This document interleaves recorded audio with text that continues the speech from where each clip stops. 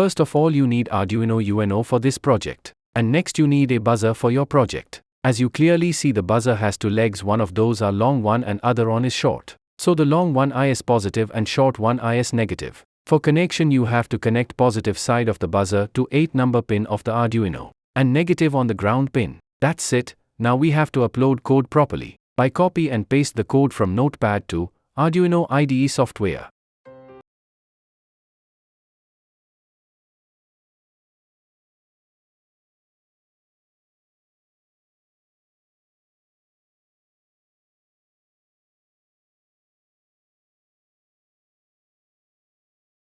Even when I don't know what is right, I'ma pick a side and I'ma take pride. I will decide my fate and